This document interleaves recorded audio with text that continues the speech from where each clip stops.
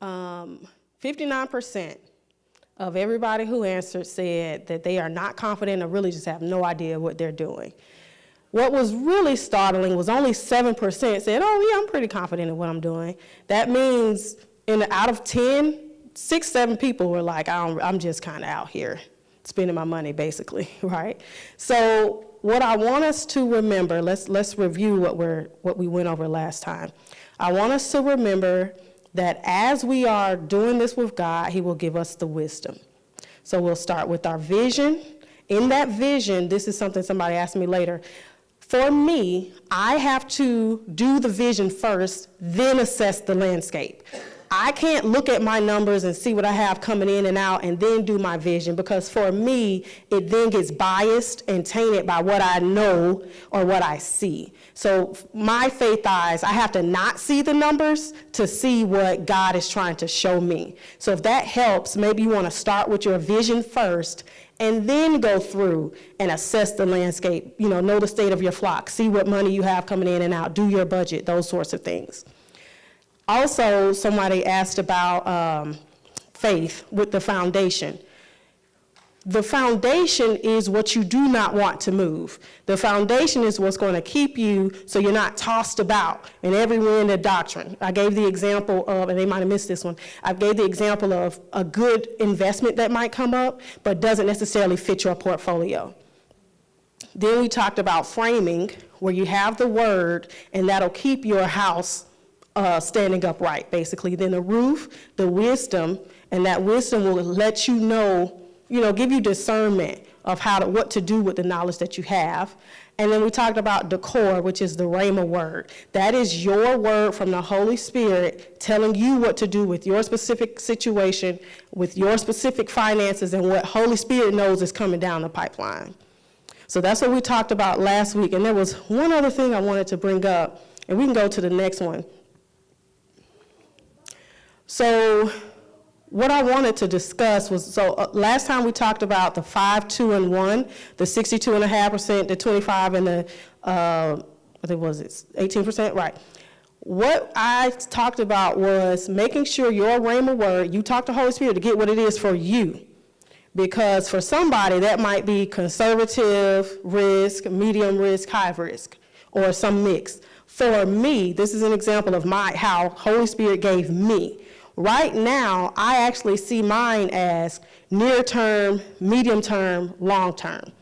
That's how my 5, 2, and 1 are broken up. So this is why it's really important to see how yours needs to be broken up for you and what you're looking at. So I gave my 5 that are near term. That's my W-2 income. For me, that's like 401k, HSAs, RSUs, company stock. All of that for me is W-2. Residential real estate, restaurant, my book, I have some stock. All of that for me is near term. I use that to pay my now bills. Then I look at, okay, well, what am I going to need to do in the next 18 to 36 months, a bit midterm? For me, that's my consulting stuff, that's cryptocurrencies. And then, in my current situation, the only thing I have for a future is my giving. Now, let's be clear that as Christians, that's not an only. That's actually an advantage for us.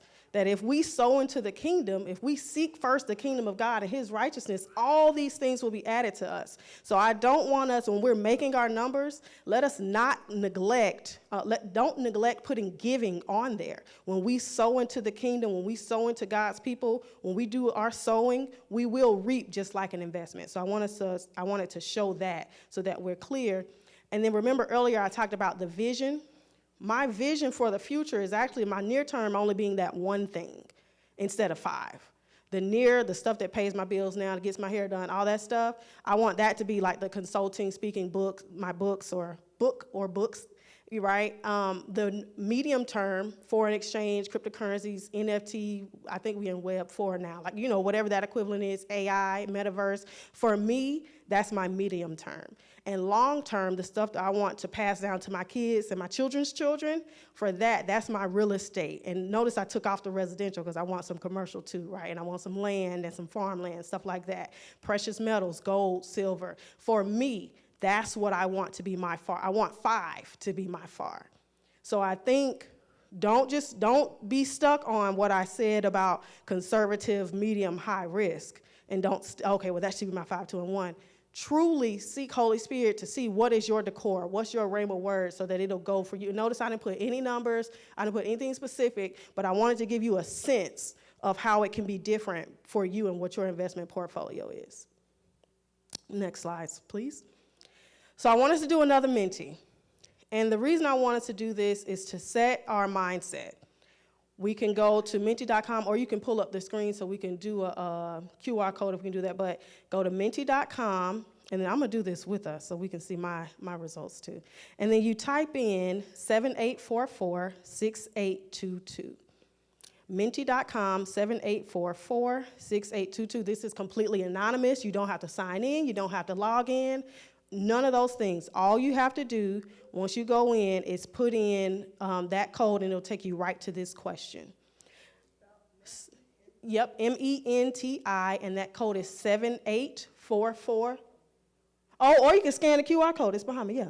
Or you can scan the QR code 7844-6822.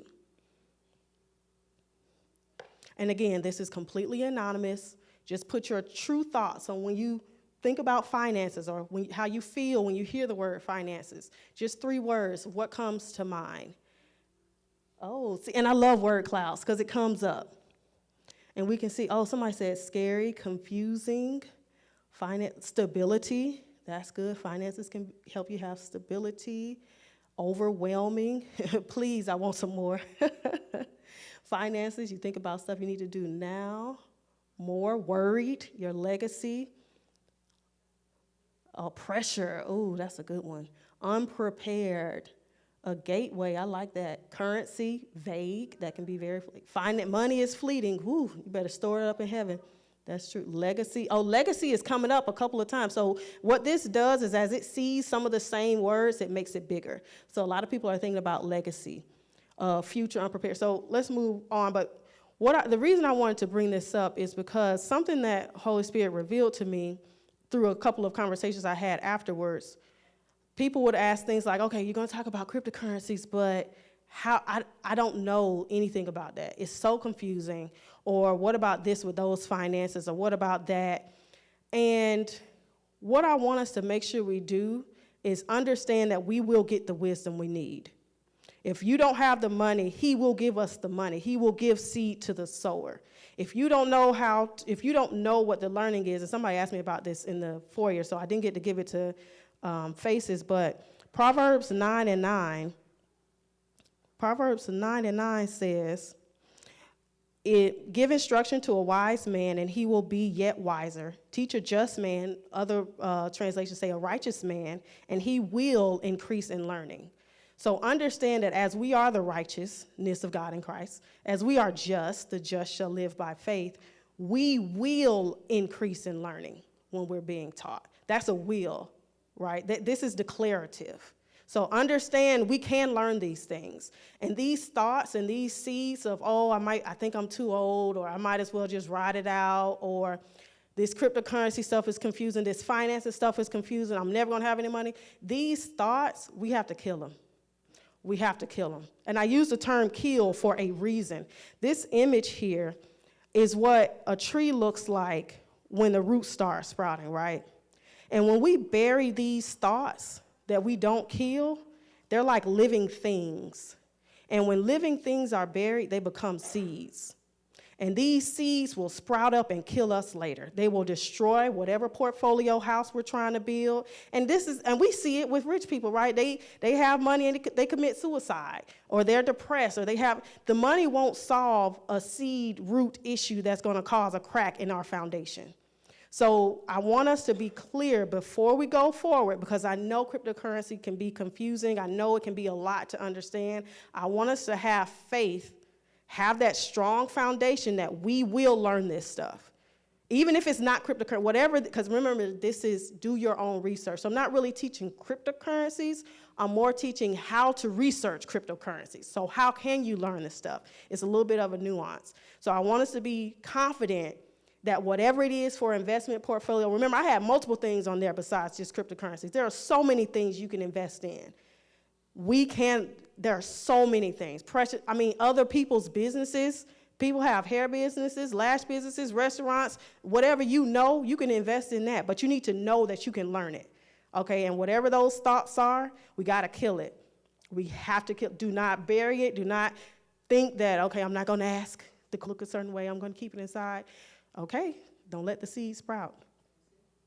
And then the last thing about the questions was when we think about these sessions, okay, don't think of it as, oh, I'm at Bible study learning about finances.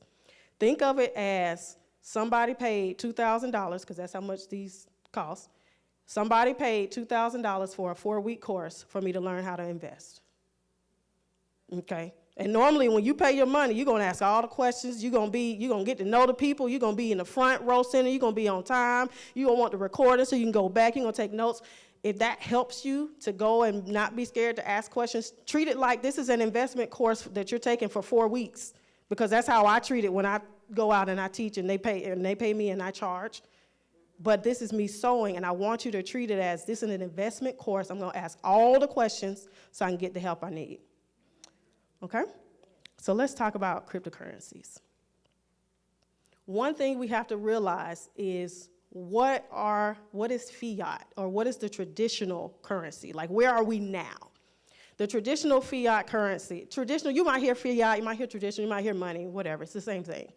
It's the currency that's declared by the government to be legal tender, but it's not backed by physical commodities. We know that, right? We're not on the gold standard, we're not on the silver standard, any of those things. It's just backed by the trust and faith in whatever government has released the currency.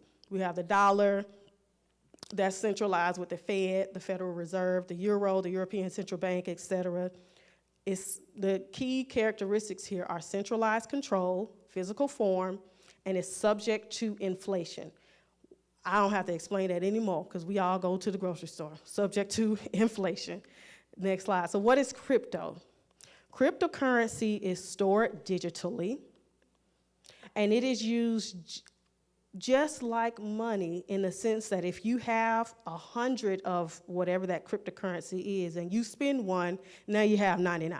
Like, it's just like we go on our SunTrust, Bank of America online and we see our account, even if we haven't physically touched the money, it's similar in that way. And I have three examples up there. Bitcoin, we hear about that one a lot. Ethereum, Solana. These are just examples. I'm not saying invest in these. I'm not saying I invest in these or I don't. I'm just giving examples.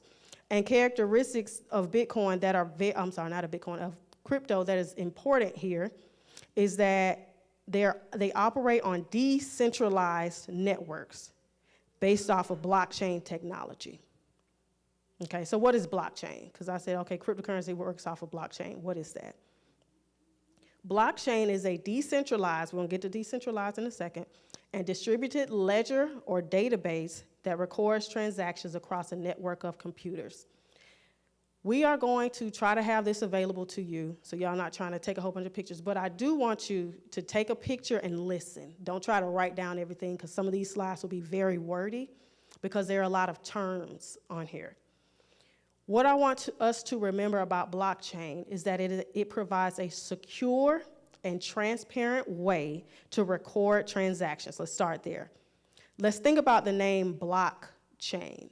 It is literally a block that has a record of transactions chained to the next block, which has a record of transactions chained to the next block.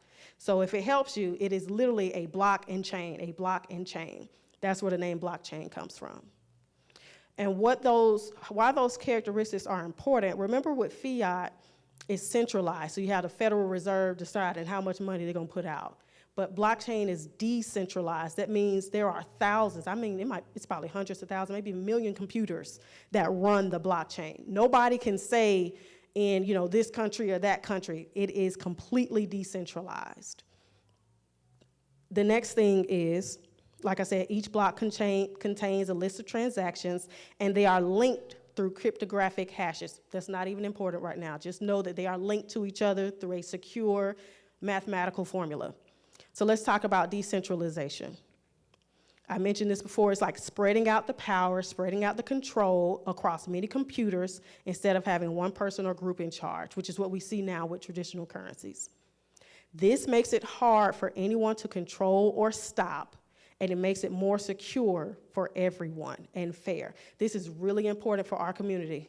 Secure, fair, accessible. This is where blockchain and cryptocurrencies are important for underprivileged or underserved or those countries that don't have traditional banking systems the way we have. They now have access to certain currencies and monies in a different way because blockchain is accessible. Then next we have immutability. Immutable, which we heard about it about God, right? God is immutable, God does not change. That's what they're saying about blockchain. You can't go through and change it. Once it's put on there, it's there. That's what makes it so secure and fair and trustworthy and reliable. Next one. So transparency. The other benefit of blockchain is that it's transparent. Anybody, one of us can right now go on our phone and look at the blockchain and see what transactions just occurred. It is completely transparent. That's another thing that ensures the fairness. And then the last one is the anonymity. While it's transparent, it's also anonymous. So I can look and see what everybody did, but I can't see who everybody is. Does that make sense? So I can see, oh, well, there was 1,000 Bitcoin went this way, one went that. Like, I can see those things, but I can't see who did it. So that's the other benefit, that while I might have money and pay taxes so they can see and know where all my stuff went, or I swipe a card and there's a whole record of all my grocery store and food transactions, it's not the same with the blockchain. I can see those, but somebody else can't. So let's talk about the differences and advantages. And I kind of spoke about this as I spoke, but the big thing I really want our community to get is the financial inclusion. They empower us on our phone, but worldwide. They empower us by providing access to financial services without traditional banking infrastructure. Okay, the next thing, borderless. So if you are here and somebody in Brazil is like, hey, can you send me some money? That, for fiat, that's a whole big thing, because you gotta change the currency, then you gotta try to find some place that's open, and if you try to send a wire, you gotta do it by 4 p.m., and then there's a feed, and it might be all these things with traditional. You can do it in seconds with the blockchain. So you got a Coinbase account? I have a Coinbase account. Let me send, what's your thing? I can send it to you right now. And they're in Brazil. That's an example, but that's the borderless part. And that's why it's so transformational. And then the next is security and transparency, which I kind of teased just earlier. You have enhanced security and transparency, mitigating risk associated with fraud and corruption. This is that third-party risk where if think about buying a house. You're buying a house, and they're like, oh, well, provide these documents and these documents and these. You don't have to do all that with blockchain. It's already verified. You don't have to, that counterparty risk of the bank not knowing if I'm lying or if I'm not knowing. All these things, blockchain gets you around the counterparty risk by saying if the money's there, it's there. Like, that's it. So that's the benefit of blockchain. Any questions? Okay, so this won't be about blockchain. This is going to be about cryptocurrencies, but you have to understand the reason cryptocurrencies are important is because of blockchain. So when I evaluate cryptocurrencies, this is my mental model. I call it the 3M model. These are the 3 things I try to think about, because remember, the focus is how to do your own research into cryptocurrencies. You can start with the macro view. You can start with either one. This is just the order I go in, because I like to look at the high level. What is it? Where is it from? Who made it? That kind of high level macro view. Then you can go into the market cap or the market capitalization. That's the economics of it, which is, am I going to get this money? How much money I'm going to get? Those sorts of things.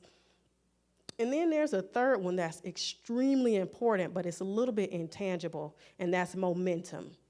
Are people talking about this, and what are they saying? Is this a positive thing? Is this a negative thing? What people have noticed, and you think about meme coins, right? Dogecoin, all those things. What we've noticed is that when a lot of people are talking about a coin, lay people tend to buy it, and the price goes up. So if there's a lot of momentum, typically positively, that's something you want to watch for as well. So what are users saying? What are people saying? So let's talk about how we do those things. Any questions about that 3-part strategy? Okay, so remember, the righteous and just, when they are taught, they will learn. We will learn, okay?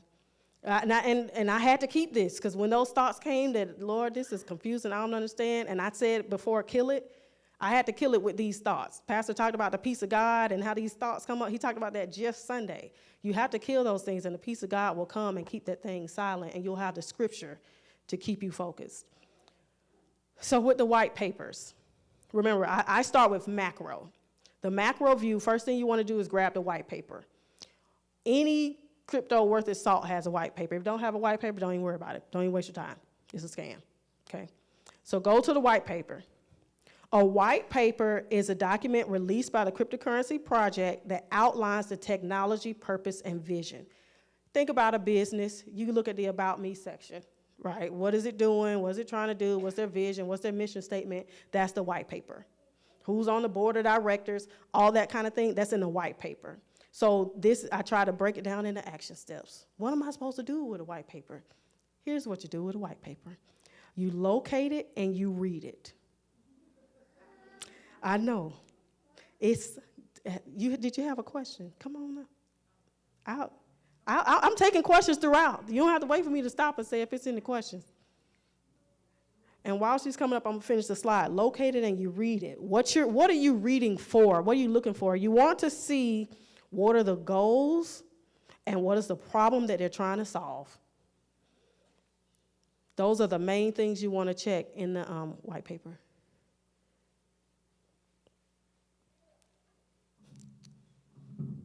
Hello. Hey. I'm Francis, and you said locate and read. So how do you locate? Mm-hmm. Is it you let's say Bitcoin or whatever it may be. Whatever it may be. There's white paper out here. You just pull it up and you should be able, it should be some. Like a PDF, like a, yes. Yes. They want your money. Okay. If and who is they? The people who created whatever cryptocurrency you're looking up, or whatever token, we'll talk about it in a second, whatever token you're looking up. So you go to their website, let's say Bitcoin. Okay. You type in Bitcoin white paper. Whatever the name, Ethereum white paper, Solana white paper, Cardano white paper, like whatever it is, thousands of cryptocurrencies. You type it in, Google search, and then put white paper. Okay. These should be easily, readily available. If you have to search and dig and go on to the next. Okay, good. Okay. That's what thank you. And these slides will be available on the website, and Nite is going to show us how to download it at the end. So now you don't even have to take pictures, just sit and listen and observe and absorb and observe. So yes, the white paper should be easily found and readable. Now, some of them, especially the older cryptocurrencies, are very technical. And it might take you 15, 20 times to read it. It's okay. If you don't want to do all that, that's fine. What you want to focus on, we'll go to the next slide.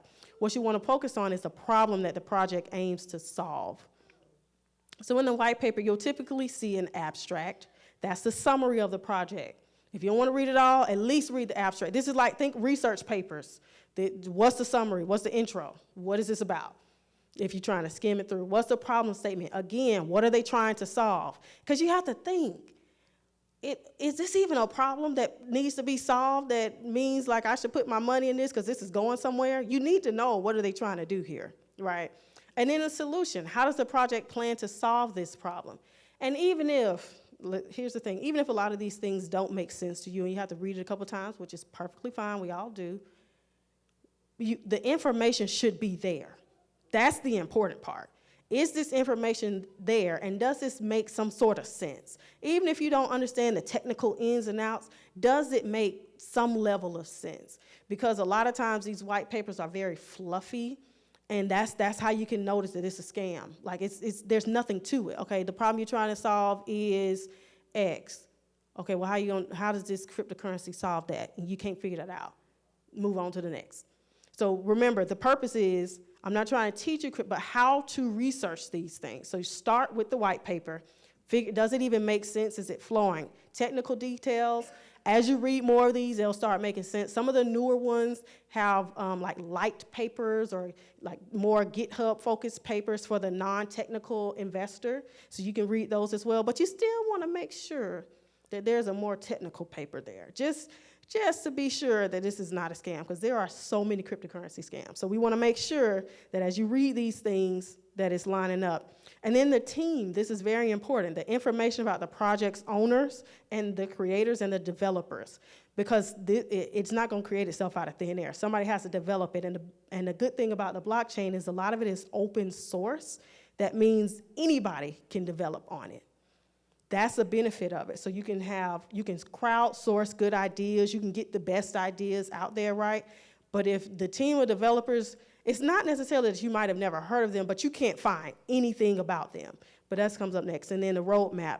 What is the plan and milestones? Okay, well, we're going to go public in Q1, and then we're going to drop another million in Q3. This has to be laid out very clearly what their milestones are.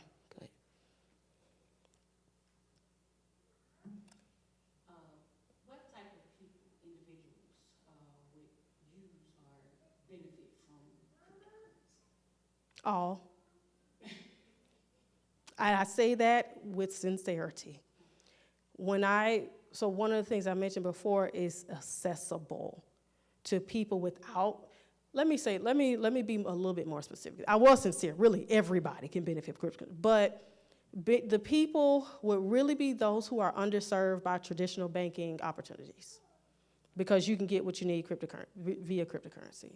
Those are the people who stand to benefit the most. So when I say borderless, it's a little bit difficult to notice it ourselves here in the US because it's a bank on like every other corner. But in most countries, it's not like that. In other countries, they can stop you getting your money out the bank. Like they can literally say, stay in your home, and there's a militia keeping you in your house. So when I say people are underserved by traditional banking communities, that's typically who benefits the most. You're welcome.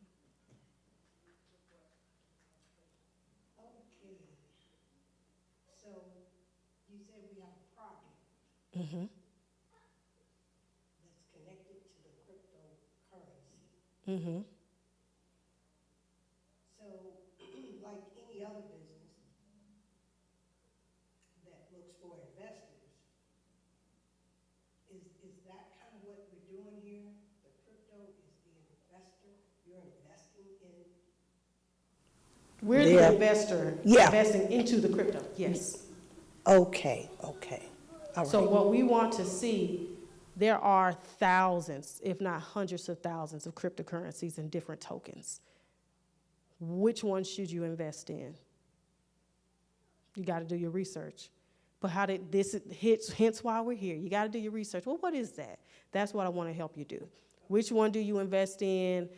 Okay, I heard about cryptocurrency A, B, and C. Is it going to go up or go down? I mean, I don't know, that's Holy Spirit. But do you need to invest in it? Is it real? Is it going to go away?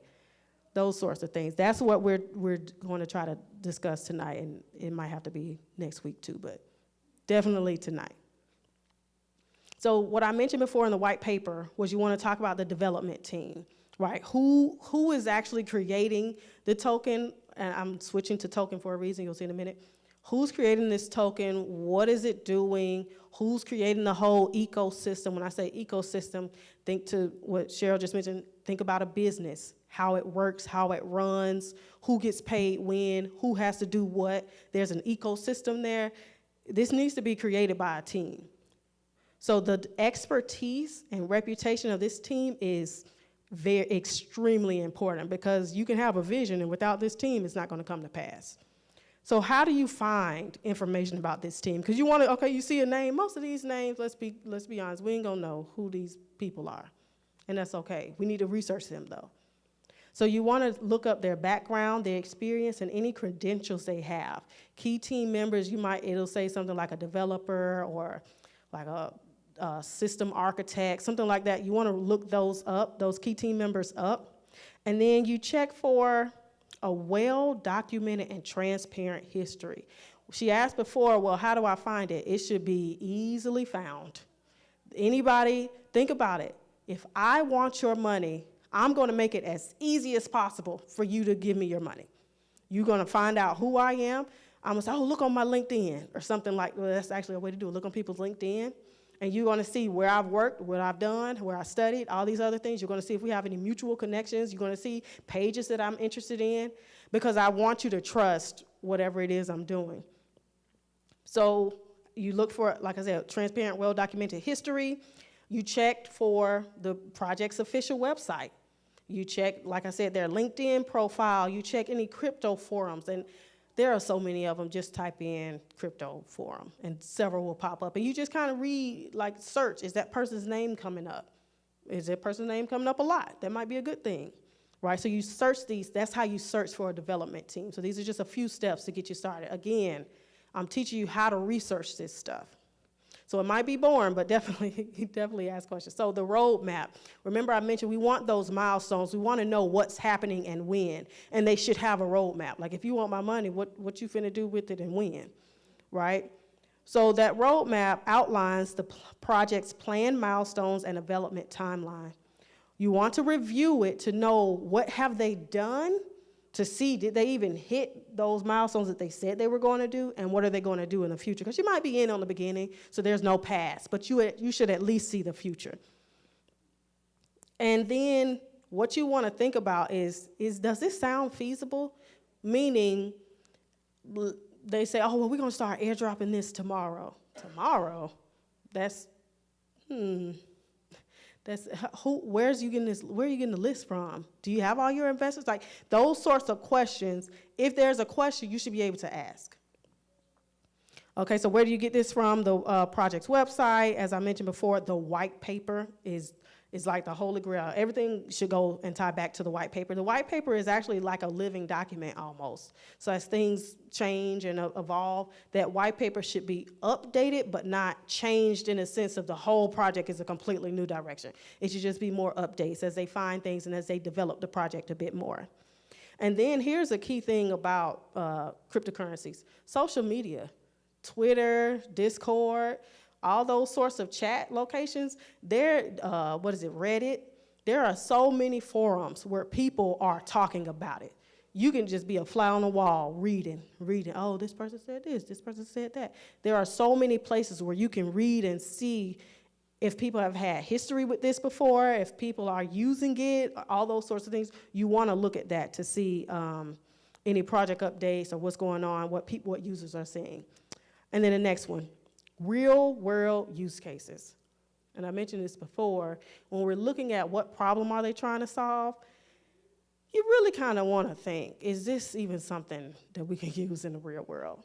And some of the stuff might seem a bit far-fetched, and that's okay.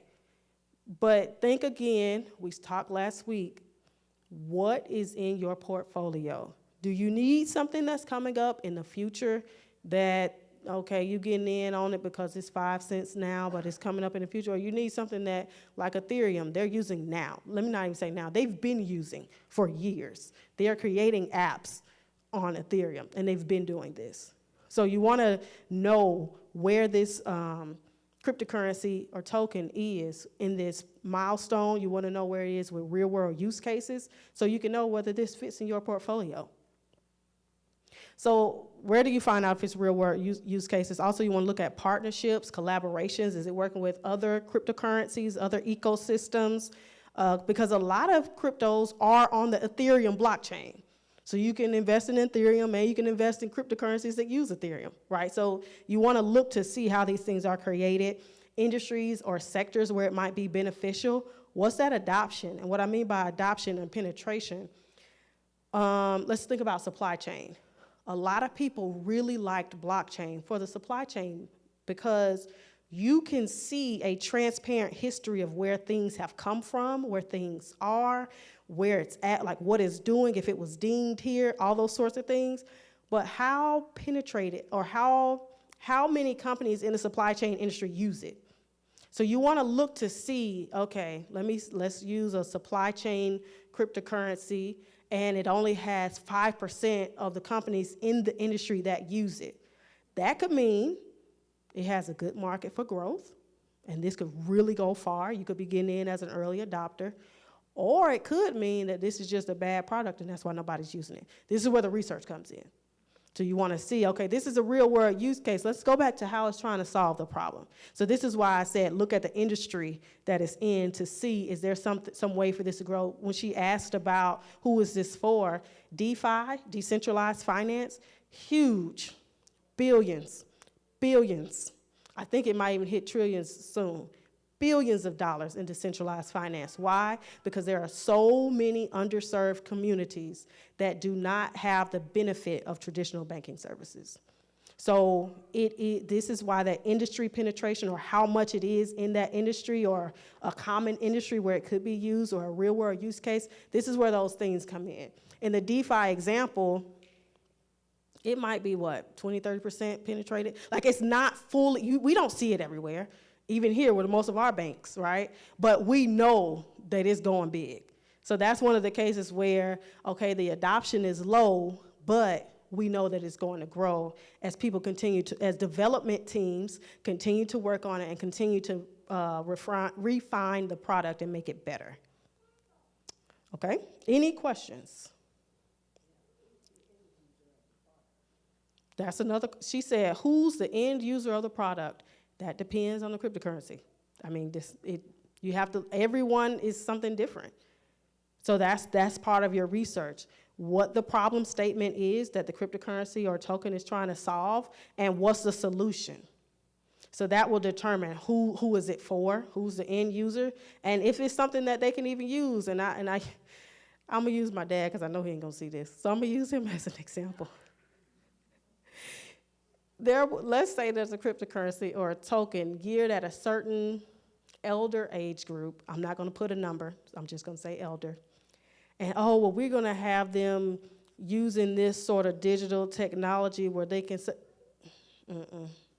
my dad is not. Whatever you think you finna do, I am not investing my money in it because I know my community of elders, and they going to do what they've been doing.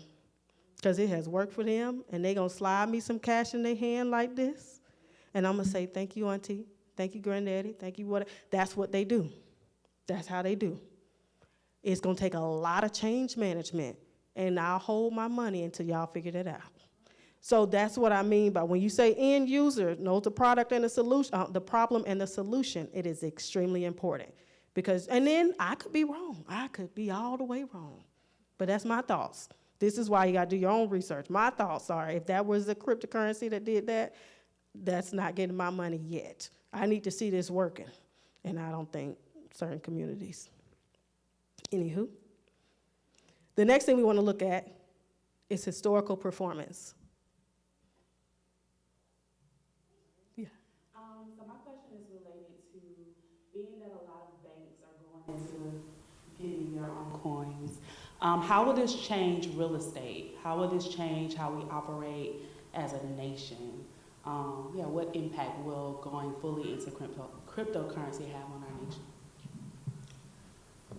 That's a loaded question. And I will only tell my thoughts on this. So if we think about the banking industry and we think about other industries that rely a lot on money or fast money or loans or something like that, I think the first thing is they're already gearing us towards digital, right? Like before we would go to our job and pick up a check. I know I look young, but I used to go to my job and pick up a check, right, when I worked at Kroger. Then we got direct deposit. Now, I don't know if this happened with y'all, but this happened with me. I was supposed to get paid Friday. I got paid today, and it's Wednesday. So they are getting us used to mobile. They're getting us used to digital. They're getting us used to not actually seeing real money. Y'all remember in COVID, during the pandemic, y'all know how the censors work. During the pandemic, nobody had coins. Like you couldn't find coins, you couldn't find cash, all these problems. They're getting us towards digital currencies, period. Like this, it's already happening, slowly but surely. This goes back to that penetration, that adoption. How many people are using it? How many more can you see it going towards? Now, when we think about, so with that foundation, that context, when I think about things like real estate, and this is going to come in a second, there are different, actually, let's do it now. The next slide is on tokens. There are different types of cryptocurrencies. A token is a unit of value issued by a project or organization. So I'm gonna get to the rest of your questions. So she's asking, y'all, don't let me forget. She's asking about what's gonna happen to the rest of the world as we adopt more into cryptocurrencies. So a token is a unit issued by a project or organization on a blockchain. So when we say cryptocurrencies, the mega word or the macro word is token. A cryptocurrency is a type of token. And there are multiple types of tokens. And when we think about tokens, so it could be a cryptocurrency, it could be, we're gonna come up to that real estate one in a second. When they have cryptocurrencies, they have to mine the crypto. And I'm gonna skip past that. But just know that they have to mine it. We're gonna skip past that because I know that we're going, I feel the room shift when I said mine. What's important about the mining is they're really just solving math problems to put more blocks on the chain. That's the short, high-level answer. They're solving mathematical problems to put the blocks on the chain. Remember, the blocks keep the transaction. How do those blocks get there? Somebody has to solve the problem to put the block, and then they change it to the next block. That's how that works. These are developers. No, when I say literally somebody. I could pick up a computer. Joe Jane can pick up a computer and become a miner. This is why, I don't know if y'all remember, I don't know, was this during the pandemic? They started talking about all the electricity that blockchain and Bitcoin was taken by all these miners and stuff. And this is why, because somebody has to use the electricity to mine and solve these, the CPU usage to solve these mathematical problems.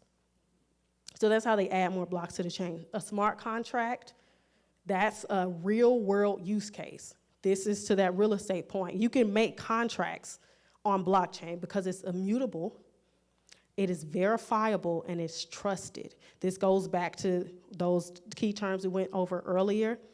You can make a contract and have trust that this is going to work without the third-party counter risk because it's on the blockchain. And you're like, well, how do they do that? When I say I will do A at 10 p.m., then at 10 p.m., A will happen on the blockchain. Like it is, think of it like computer programming, it is set.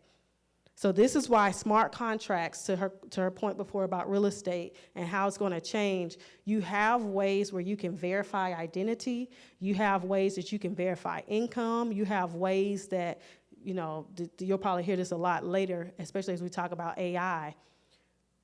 Identity verification is extremely important. Are you a human or are you a robot? Like this will become extremely important soon. And now I don't want to get dystopian, but it is important to have a digital identity. So that's what blockchain helps us do. It helps you verify that you are a person, you have X amount in your wallet, you are doing ABC transactions. It does all that, and it keeps you anonymous, and it does it transparently. So this is just, and it does it in seconds. Like, when you buy a house, I don't know if anybody ever did that, that takes some time. It won't have to be that same way in blockchain. We have a question from online. Jennifer Davis Winston asks, with the possibility of EMI, electromagnetic interferences, causing a digital shutdown, how can currency be protected in a digital world? So one of the benefits, so what she's asking about, if you have a problem here with the electricity, how is it going to be safe? This is the benefit of decentralization, that there's not a central place. It's not like, oh, there's this big computer mainframe in Houston that has the whole history of all the blockchain. No, every single computer concurrently at the same time has all the history. So unless it goes out across the whole entire world, then, of course, at that point, we got bigger problems. So the benefit of decentralization is that me here, somebody in China, somebody in India, somebody in Canada, we all have the exact same information because every single block carries all the historical information and at the same time. So I hope that helps answer. So how is cryptocurrency converted into real money? Yeah. Into what? Real money. Oh, into real money. Money I can take and, I mean, I know you can use Bitcoin just like you use regular currency, but, you know, how is it So- converted? What is the conversion rate? Okay, so stick a pin in that. We'll come back to that, and we're still answering Nite's question. So what she wants to know is, how is it converted? Okay, we got these coins, but I have bills and I need money, right? So what we're going to talk about is utility in a second. I talked about, let's jump to the next one, thinking about the questions. Remember when I talked about a white paper, you want to look at the problem statement, you want to look at the economics on that white paper, the technical details, the solution. Those are called token economics or tokenomics. And that is the economic model of a cryptocurrency, including how it's distributed, where it gets its supply, and the utility, which is how you can use it, to your question, how you can use it.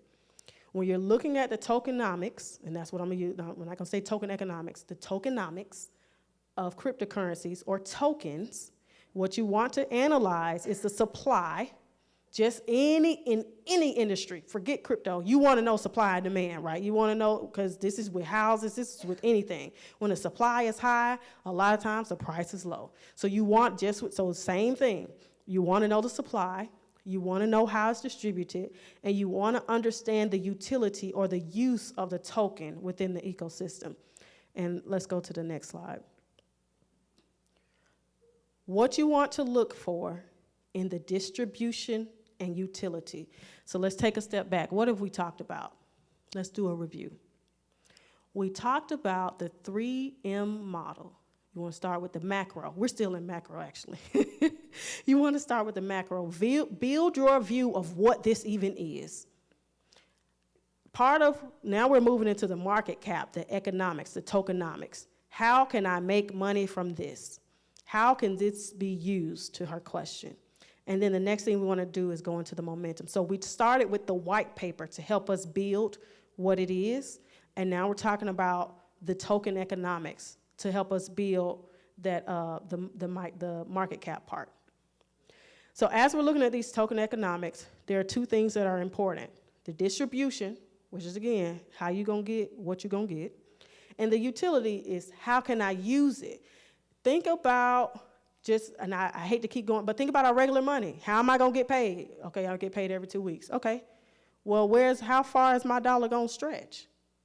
Am I in inflation or am I in deflation? That's the utility. What can I do with what I have? So those are the two main things. And if it helps you think of it like regular money, when am I going to get paid? How much am I going to get paid? Like how many tokens? And then what can I do with this? What can I buy with this? How much can this give me? And you can find that information again in the white paper. You can also find it in other official documentation and announcements. This is what people really, really care about. How am I going to get my money? You should not have to dig and search. Pretty much nothing I've said you should have to dig and search for. It should all be, what is the token strategy for, insert crypto here. Like, what is the tokenomics? That it should be a very simple search. If the white paper may seem too technical, you should be able to read it. Like, just look it up and search it, because again, they should be very clear, transparent, fair. You should say, oh, okay, it's not one small group of beginner investors got 99% of it, and then they're gonna release the last 1% to the rest of the public. That's not fair. So you want it to be something that's fair, pretty equitable, and transparent. If it is not, that's a red flag. The utility, you want it to mean something. Just like, I remember back when I was little, we used to go to the penny store. And I remember my cousin hated going because he used to have to carry pennies in his hand, and pennies in your hand when it's wet and they stink. To this day, he hate pennies. And we used to go, I think that it's not the penny store, it's the dollar store now, right? So this utility, you said what? It's not even the Dollar Tree. I went to the Dollar Tree, it's not $1. They done raised it to $1.25. I said, what? But that's the utility. What am I getting for what I have? This is important because this is I think I said a couple slides back, it's inflation resistant. One of the things we are in an inflation time frame, whether you say it's inflation because of this or that, whatever's inflated, we know we're paying more at the grocery store. So what am I getting? This is where the utility comes in. So I don't want you to just sit and try to like remember these things. Think about it naturally. It should make sense to you. It should make sense. They want my money. I want to give them my money. They need to make it easy for me, and I need to understand what they're doing. Okay, well, you want my money. What am I getting for my money? Okay, well, am I going to get some more? When am I going to get some more? Okay, well, if you give them more later, will that mean what I have is worth less? So those same questions we ask these same sorts of questions with the crypto. So again, you find it in the white paper. A lot of times they have a tokenomics section in the project website because this is what people care about. I mean, I'm going to give you my money. I need to know what I'm getting for, right? So next one. So I had digital currency. So these are remember I mentioned I changed it from cryptocurrency to tokens? Because these are different types of tokens. So a token, you have a digital currency that's like Bitcoin. It's more of a currency where you kind of buy and sell and spend certain things. You have certain things like a utility token. Ethereum is more of a utility token. You can do things with it. People build apps on Ethereum. People make things with on the Ethereum blockchain. And let's be clear, there's not one blockchain. There are multiple blockchains. Bitcoin has a blockchain. Ethereum has a blockchain. Okay, but again, all it is a block of transactions chained to the next block of transactions. Okay. There's another type of token. This page goes to Nite's question earlier. Security tokens. These represent ownership or stake in a real world asset, often subject to regulatory compliance. So they have it where you can have digital blockchain verified stake in a real world thing. To her question earlier about, well, what's going to happen with real estate? Well, it can just prove that you own it and keep it on the blockchain. That's actually more secure than what we have now when we run those title searches. You're just keeping it on the blockchain.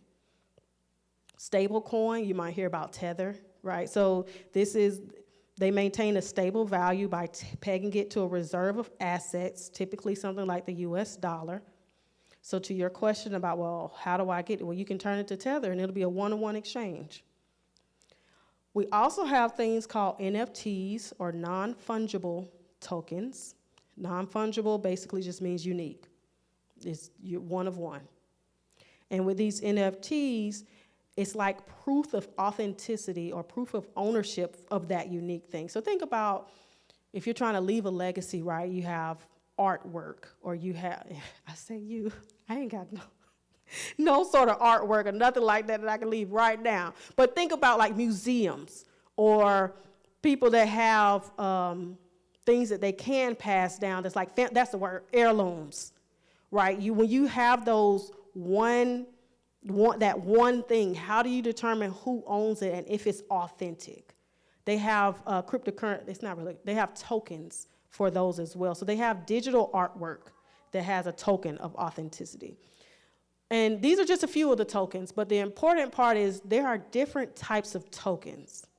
Because there are different types of tokens, the tokenomics of each are different. And we only have 6 minutes. So I'm going to pause here and say, do y'all want to do more cryptocurrency next week? Or do y'all want to go to gold and precious metals? So we're going to take a break. Cryptocurrencies. Okay, so we're going to do cryptocurrencies part 2. I see them in the back, part 2 next week. So we're going to finish on these next 2 slides, because this is where I'm going. There are different types of tokens. The tokens have different utilities, different use cases, different reasons, different problems they're trying to solve. This is why you need to know what type of token it is. If it's a cryptocurrency, it solves a completely different problem, and you should expect completely different results than an NFT or a non-fungible token, because it's just different things, right? So let's look at Bitcoin versus Ethereum tokenomics. Remember I said Bitcoin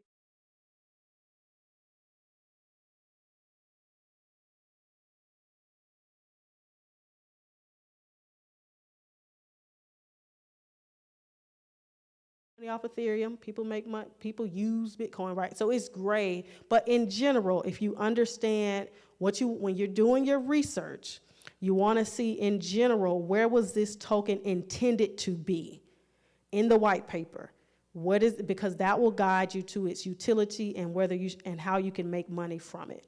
So the problem it's trying to solve will lead you to the type of token it is, which will lead you to what is the real world use case and how much you can or cannot get from it.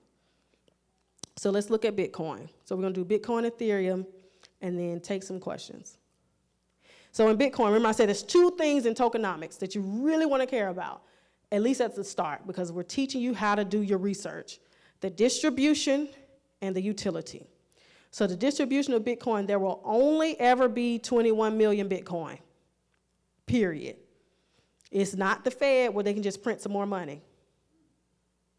There will only ever be. This is immutable. This is not going to change.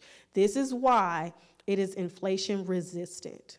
And this is why, as we do, I think there's like 90% already mined, or 90% of the Bitcoin have already been uncovered, to use a naive phrase there. This is why it's so important to know the distribution. Because some people didn't even know there were only 21 million. This affects the value. If there are only 21 million and we own the 20th million, the value, typically you might expect the value to rise over time. And this introduces stability because you know how many there are. So this is why distribution is important. So I mentioned before, mining, they just solve complex math problems to validate the transactions, to add more blocks to the chain. And I also mentioned the limited supply ensures that inflation is prevented by having scarcity. Now, utility. Because it is decentralized and a store of value, remember, this is a digital currency. This is not a utility token. So how do you use it? The Bitcoin is closely tied to its distribution model. As more is released, that's where the value comes from. So when you see that they're going to do a Bitcoin halving, when I say halving, y'all know I'm country, Halving, halving. They cut it in half. So when they half it and they change, that's why there's so much, this goes to that, I said 3M, market cap, momentum. You hear a lot of stuff about Bitcoin when it's time to half it. Because this is where people start talking about the value. And, I think it's going to $500,000. I think each Bitcoin is going to be worth $1 million. This is where this stuff is coming from. It's coming from the supply and the momentum of what people are saying. Now let's look at Ethereum. So we talked about the tokenomics of Bitcoin. And now we're going to talk about the tokenomics of Ethereum. Ethereum is a dual token system. There's ETH, that Ethereum that we hear the most about, and then there's gas. Think about it like the gas in your car, just make it run. That's as simple as it is. It makes it run. ETH is that currency, the ETH that we actually trade like a digital currency. Gas is what's used to pay for the computational services on the network. So remember I mentioned that Ethereum has actual apps on it, and people make smart contracts and it's called smart because it's going to execute. As soon as certain thresholds are hit, it will execute like a computer program. But how do you make it run? With gas. So that's how Ethereum works. That's completely different from Bitcoin, completely different. This is why you need to know the type of token that you're looking at. This, again, goes to the tokenomics. So you'll know how much money you should expect to get, if you're going to get money. Because some of these, you're just getting it so you get, like the NFT. You're not getting a token for money. You're getting digital artwork. People are putting books as NFTs. You can do a concert experience, a concert ticket. That is the one of one. Your seat that day for that concert, that could be an NFT. So this is why the type of token is so important. So you'll know, am I going to get some money from this? Is this going to be worth something later? Think about, like I said before, heirlooms, the Mona Lisa, right? If they sold that 200 years ago versus now, it could be worth something completely different. So as you get NFTs, What you pay now, it might be a higher value later, but again, it all depends on the type of token and the utility. So the utility for Ethereum, as both cryptocurrency and fuel, that's how it has a store of value and allow users to interact with it like a computer, which is kind of what I've said already. So we're at 8 on the dot. Man, I timed that pretty well. We're at 8 on the dot. We've made it through tokenomics. Or remember, I like to view it in a 3M strategy, because I prayed and I said, Lord, in Daniel 1, you said that you gave those kids knowledge and skill in learning and all sorts of wisdom. And then the king found that they were 10 times smarter than all his astrologers, everything he had in his court. They were 10 times. And you know, when I see a number, I go to it because I'm numerical minded. I said, oh, they were 10 times smarter. Okay, Lord, your wisdom should make me get this 10 times faster, at least, because I'm under a better covenant than what they were. So what I think to myself, God, give me a strategy to digest all this. Help me. You said in Proverbs 9:9 that if you teach a just or righteous person, they will learn. I'm just. I'm living by faith. I'm righteous. I have the righteousness of God in Christ. There it is. Give instruction to a wise man, and he will be yet wiser. Teach a just man, and he will increase in learning. I'm going to learn this, and I will increase in learning. Everybody has to start somewhere. So we need to remember. So that's when he gave me the 3M strategy, because it was too much. It was like I was going here, there. He said, just put it in 3 blocks. Start with figuring out what it is, the macro view, where does it fit, what is it trying to do, who's doing it. Then figure out the money. Okay, well, how are you going to make money from this problem you're trying to solve? And then the momentum. Because the more people talk about a crypto, the more people invest in it, the more typically the price goes up. And of course, unless it's negative conversation. So you need to know the sentiment. Is that momentum positive or negative? Those are the 3 main things, and I'm just helping us learn how to research into those 3 separate areas to figure out where does this token fall. Any questions? Any more questions? Because those were some good questions. And then I know did I answer Nite's question fully about the real estate? Did I answer your question about the utility and how do I get the money and the exchange? Because let me add something else. Think of cryptocurrencies kind of like foreign exchange. USD, anybody go to Mexico, you go to another country, well, what's the exchange rate? It's the same thing with crypto. It's just an exchange rate based off of supply and demand.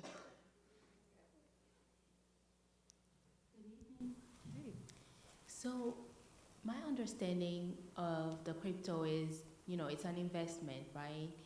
Because like the Bitcoin and the Ethereum, you understand that there are things that, people created to be like a secure investment of money where, the cash is not secure because it could be, it's subject to inflation, like you said, right? So does that mean you only get money if you sell it or if you trade it?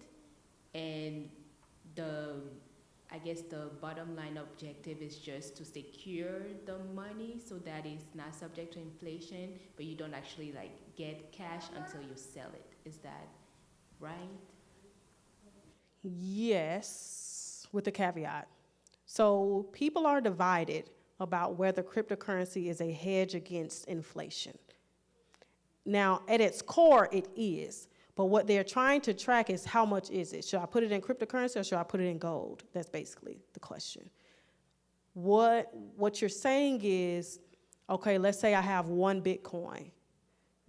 How much money do I actually have? Is that when do I have money? It's just like stock. You have money on paper until you sell it. Or trade it. You can take 1 Bitcoin and trade it just like foreign exchange into other currencies that you think might go up or, whatever. So that's the difference between a utility, the Ethereum and the Bitcoin as an example. The Bitcoin, you're not going to use that to make something work. Ethereum, you could use that to turn it into gas to make a app run, and you didn't make any, like you didn't just make any money off of that, because it's not just a currency, it's a utility token. So that's why it's important to know, what is this? The Bitcoin example, yes, you trade it, and when it goes up, you sell it, you got some money, just like stock. Ethereum, on the other hand, you can do multiple things with it besides just as a store of value, or besides just as a hedge of inflation. And that's just one example, but this is why the different types of tokens can give you different things. My follow-up question then is, like the one you mentioned, the I think it was Dojo Cat or the mini Dojo Coin, whatever the the name was, and they said people made a lot of money because it was like barely cents, and then it grew to like, I don't know, $5 or something overnight, and then people made a lot of money. We didn't go that high, but yeah. Right. So how did people make money, you know? Is it just because other people were talking about it? I'm one of those people, so I can tell you how I made money. Okay. My husband told me, hey, Doge, D-O-G. I used to call it dog coin. That tell you, I don't be knowing. So I had to do my research. He said, hey, you know, everybody's talking about it. This is that momentum part. Everybody's talking about this. Elon Musk is tweeting about it. This is that momentum. And I looked it up, and it was 4 cents. Now, I didn't know how to do no real research, but I knew I had 4 cents. So I said, well, I can probably, you know, put $10 in this and get a little something. And then he said, well, they're saying, who is they? I don't know. This goes to that momentum part. You're reading the blogs. You're seeing what people are saying. They're saying it can go up to $1. So this goes back to that build your investment portfolio. I'm thinking that it's going to be $1 in 3 months. I ain't got 3 months to wait. So I said, okay, my exit strategy is I don't know if it's going to go to $1, but if it go to 50 cents, I'm getting out. And so I bought it in at 5 cents, and when it went to 50 cents, I sold it all. Because I did this was very light research. This was, oh, people are talking about it, let me look to see what they're saying. Elon Musk is tweeting about it, and the price was so low, I knew the common investor would do it just because the price was so low. Whether it had real use or not, it didn't even matter. So I said, okay, most people will think that that's reasonable, so I'm going to put my money in it. I can use whatever. I said 10, it was a little more than that, but you get my point. I went through, and I said, okay. And then as people talked about it, that goes back to that third M, the momentum. The more people talked about it, the more Elon Musk tweeted about it, the higher the price went. And it got to 50 cents, I went out. I don't know if it ever made it to $1. It didn't matter to me because I was out. But I cannot tell you about the Doge white paper. I don't even know what it was supposed to do. I don't know what it's still supposed to do. I don't even know if people are still trading it. I traded it off pure momentum. And it went from 5, and I traded from 5. My husband got in at like 2 cents. I went from 5 cents to 50 cents. And and it seems little. But when you put in $200 at 5 pennies, and you know, it adds up after a while. So, you're welcome.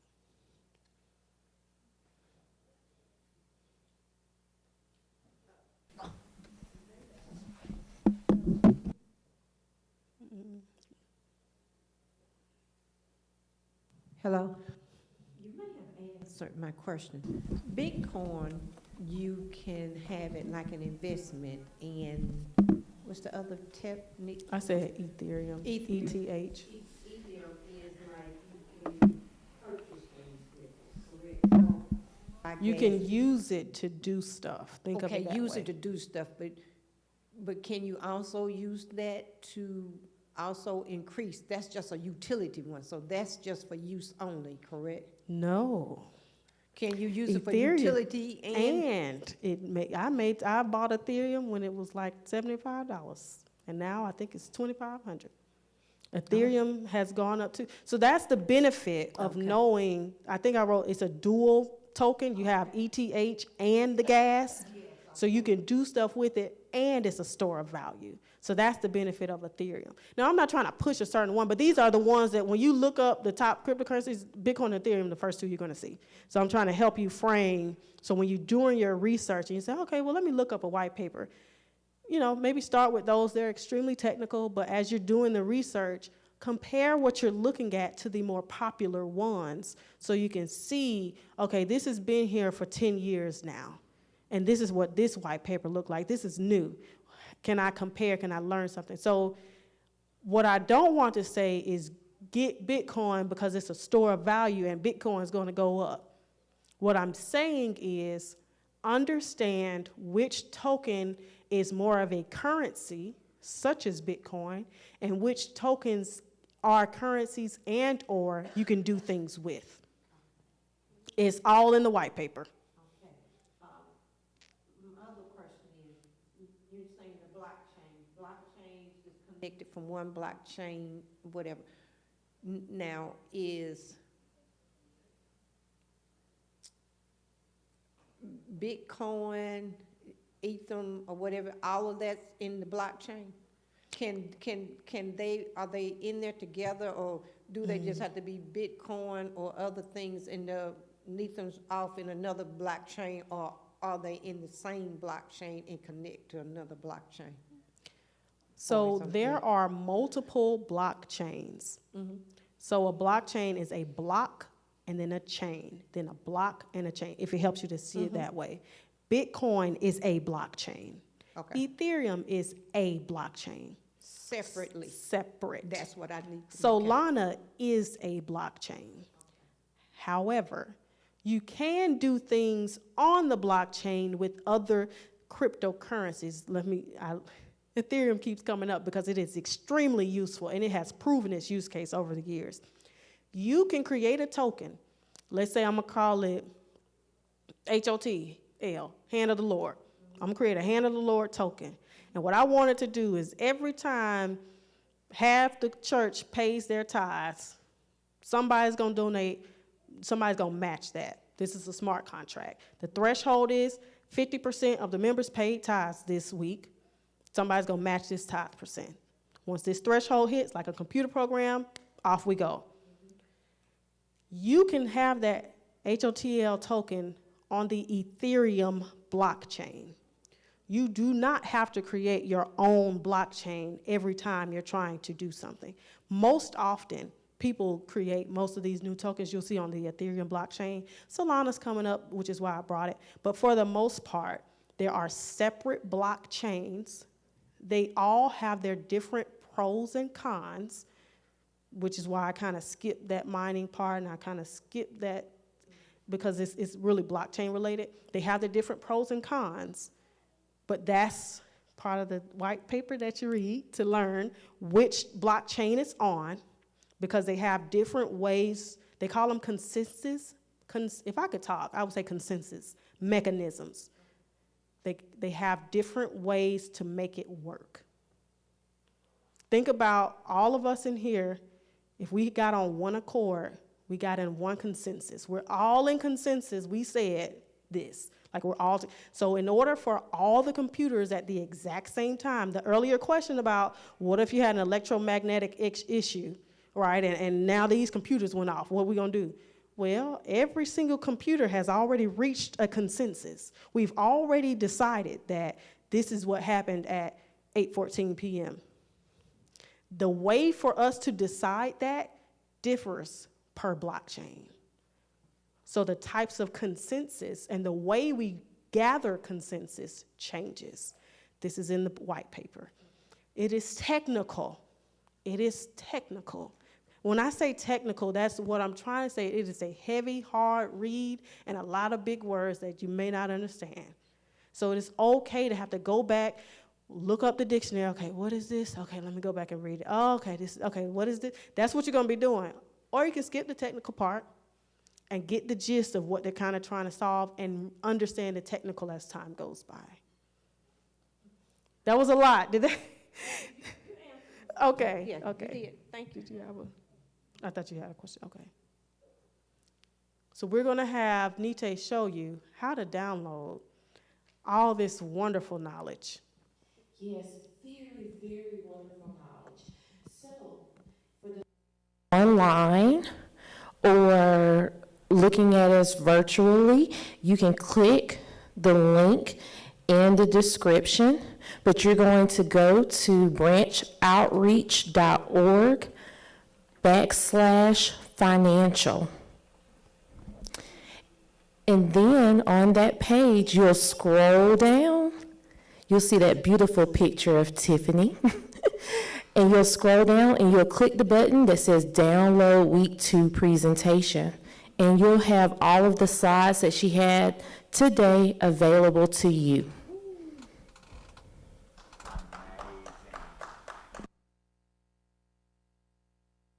For your time, and let me know if you have any questions.